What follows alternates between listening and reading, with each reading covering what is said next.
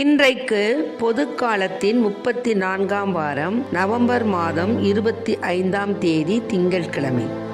இன்று அலெக்சாந்திரியா நகர் புனித கேத்ரீன் கன்னி மறைசாட்சி அவர்களுடைய நினைவு விழா. இன்று தேவன் நமக்கு தரும் ஜீவ நீரூற்றான இறை வார்த்தைகள் புனித லூக்கா எழுதிய நற்செய்தி இயல் 21 இறை வார்த்தைகள் 1-4.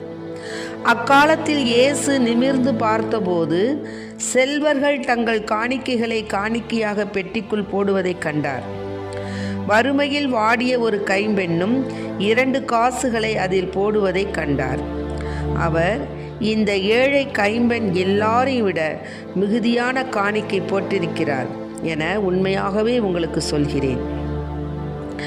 ஏனெனில் அவர்கள் அனைவரும் தங்களுக்கு இருந்த மிகுதியான செல்வத்திலிருந்து காணிக்கை போட்டனர். இவரோ தமக்கு பற்றாக்குறை இருந்தும் தம் பிழைப்புக்காக வைத்திருந்த எல்லாவற்றையுமே போட்டுவிட்டார் என்றார். ஆண்டவரின் அருள்வாக்கு. கிறிஸ்துவே மக்கு புகழ். காணிக்கை தந்தோம் கர்த்தாவே, ஏற்றுக்கொள் என்னையே இப்போது. கண் கொண்டு பாரும் கடவுளின் மகனே, காணிக்கை யார் தந்தார் நீர்தானே. காணிக்கை தந்தோம் கர்த்தாவே, ஏற்றுக்கொள் என்னையே இப்போது. நாங்கள் தந்த காணிக்கை எல்லாம் இரட்சகர் கொடுத்தது. மேகம் சிந்தும் நீர்த்தோழி எல்லாம் பூமி கொடுத்தது. காலங்கள் மாறும், கோலங்கள் மாறும்.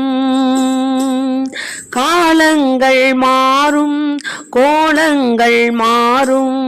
ஆகாயம் மாறும் கடவுளின் மகனே, ஆனாலும் உன் அன்பு மாறாது. காணிக்கை தந்தோ கர்த்தாவே, ஏற்றுக்கொள் என்னையே இப்போது. கண் கொண்டு பாரும் கடவுளின் மகனே, காணிக்கை யார் தந்தார் நீதானே. காணிக்கை தந்தோம் கர்த்தாவே, ஏற்றுக்கொள் என்னையே இப்போது.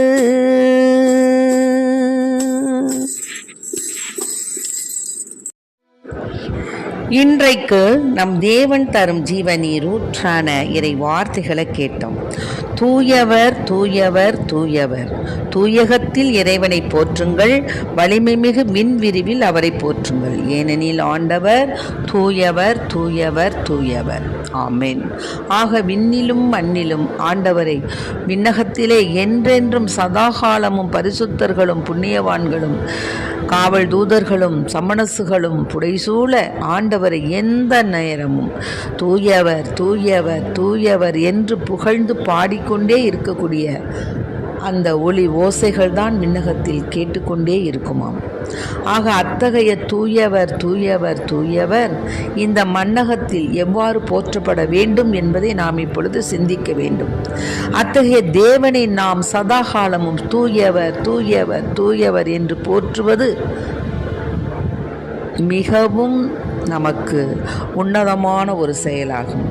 அதனால்தான் அவர்தம் வல்ல செயல்களுக்காய் அவரை போற்றுங்கள், அவர்தம் எல்லையில்லா மாண்பினை குறித்து அவரை போற்றுங்கள். தேவனுடைய மாண்பு, மகத்துவம், அவருடைய அதிகாரம், அவருடைய சர்வ படைப்பினுடைய மேன்மை, படைப்பின் அதிசயம், படைப்பின் உன்னதம், படைப்பின் புனிதம், படைப்பினுடைய அந்த வியத்தகு செயல்கள் எல்லாவற்றிற்காகவும் நாம் ஆண்டவரை புகழ்ந்து கொண்டே இருப்பது சாலச் சிறந்தது.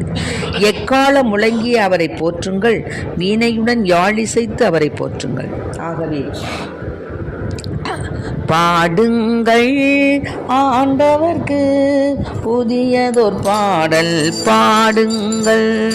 அல்லேலூயா அல்லேலூயா அல்லேலூயா அல்லேலூயா அல்லேலூயா அல்லேலூயா அல்லேலூயா அல்லேலூயா அல்லேலூயா அல்லேலூயா. மீனையுடன் யாழிசைத்து அவரை புகழ்ந்து போற்றுங்கள். எக்கால தொனி முழங்க அவரை புகழ்ந்து போற்றுங்கள். பாடுங்கள் ஆண்டவர்க்கு புதியதோர் பாடல் பாடுங்கள் என்று பாடல் நாம் பாடுவது சாலச் சிறந்தது. மத்தளம் கொட்டி நர்த்தனம் செய்து அவரை போற்ற வேண்டும். யாழினை மீட்டி குழலினை ஊதி அவரை போற்றுங்கள். சிலம்பிடும் சதங்கையுடன் அவரை போற்றுங்கள். கலீர் எனும் தாளத்துடன் அவரை போற்றுங்கள். அனைத்து உயிர்களே ஆண்டவரை புகழ்ந்திடுக என்று இன்றைய வாசகம் நமக்கு கூறுகிறது. எக்காலம் ஊதி எரிக்கோ கோட்டையை தகர்த்தது போல் நம் வாழ்வில் வரக்கூடிய அனைத்து துன்பங்களையும் ஆண்டவரை துதித்து புகழ்ந்து அவரை பாடி நம்முடைய துன்பம் என்னும் கோட்டையை நம்முடைய துன்பம் என்னும் அந்த எரிக்கோ கோட்டையை நாம் வீழ்த்துவோம். ஆண்டவரை எந்நாளும் தூயவர் தூயவர் என்று போற்றுவது நம்முடைய உயிரினும் மேலான ஒரு கடமையாகும். ஆகவே அன்பு சகோதரர்களே, இதை கேட்டுக்கொண்டிருக்க அன்பார்ந்த பிள்ளைகளே, உங்களுடைய வாழ்க்கையில் தேவன் உங்களுக்கு செய்த சகல நன்மைகளுக்காகவும் என்றென்றும் அவரை புகழ்ந்து போற்றி தூயவர் தூயவர் தூயவர் மகா உன்னதர் என்று அவரை போற்றி புகழ்ந்து பாட வேண்டும் என்ற வரத்தை நாம் ஆண்டவரிடம் கேட்டு அவரை புகழ்ந்து பாடுவோம். மேலுமாக இந்த நவம்பர் மாதத்திலே உத்தரிப்பு ஸ்தலத்து ஆன்மாக்களுக்காக தொடர்ந்து நாம் சில செய்திகளை கேட்டுக்கொண்டிருக்கின்றோம். அதில் இன்றைய கருத்து என்னவென்றால், உத்தரிக்கிற ஆன்மாக்களுக்கான உதவிகள். புனித மார்ட்டின் தன் மேலங்கின் பாதியை ஒரு ஏழை பிச்சைக்காரருக்கு தானமாக கொடுத்தாராம். ஆண்டவர் அவருக்கு தரிசனமாகி நன்றி சொன்னபோது அப்போ தான் தெரிஞ்சு தான் அவர் தானமாக கொடுத்தது கிறிஸ்துவுக்காக என்று. ஆக அந்த டொமினிக்கன் சபையை சார்ந்த 3 பேர் பெற்ற ஜோர்டான் கடவுளுடைய பெயரால் தம்மிடம் உதவி கோரிய எவருக்கும் மறுப்பு கோராமல் உதவுவாராம். ஒரு நாள் படிக்கும் காலத்தில் தன்னுடைய பணப்பை எடுத்து செல்ல மறந்துட்டார். அன்று ஒரு ஏழை மனிதர் இவரிடம் கடவுளின் அன்பின் பொருட்டு உதவி கோரிட மறுப்பு தெரிவிக்க இயலாத ஜோர்டான் என்ன பண்ணார், தான் பொக்கிஷமாக கருதி இருந்த விலை உயர்ந்த இடை கச்சையை தானமாக கொடுத்தாராம். சிறிது நேரம் கழித்து ஆலயத்திற்கு சென்றபோது பாடுபட்ட ஆண்டவருடைய சுரூபத்தின இடுப்பில் அந்த கச்சையை கண்டு வியந்திருக்கிறார். ஆம், இவரும் இயேசு கிறிஸ்துவுக்கே தானம் வழங்கியுள்ளார். ஆக நாம் ஒவ்வொருவருமே தானம் செய்யும்போது கிறிஸ்துவுக்கு அளிக்கின்றோம். அதனால் நாம் எடுக்க வேண்டிய தீர்மானங்கள் என்ன தெரியுங்களா? நம்மால் முடிந்த அனைத்து வகையான தானங்களை செய்வோம். நம் வசதிக்கு தக்கவாறு பலி பூசைகள் ஒப்பு கொடுப்போம். நம்மால் இயன்ற அளவு பலி பூசைகளில் பங்கேற்போம். இவை எல்லாம் உத்தரிக்கிற ஆன்மாக்களுக்காக நாம் செய்ய வேண்டிய உதவிகள். நம்முடைய அனைத்து வேதனைகளையும் துன்பங்களையும் உத்தரிக்கிற ஆன்மாக்களின் மீட்பிற்காக ஒப்பு கொடுப்போம்.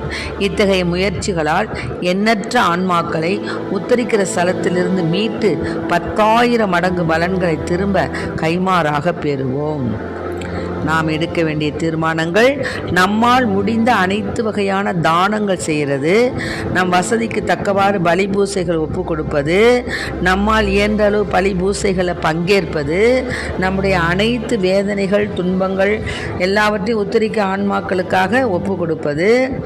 இத்தகைய முயற்சிகளால் எண்ணற்ற ஆன்மாக்களை உத்தரிக்க ஸ்தலத்திலிருந்து மீட்டு 10,000 மடங்கு பலன்களை திரும்ப கைமாறாக பெறுவோம். ஆமேன். Praise the lord. மரியே வாழ்க.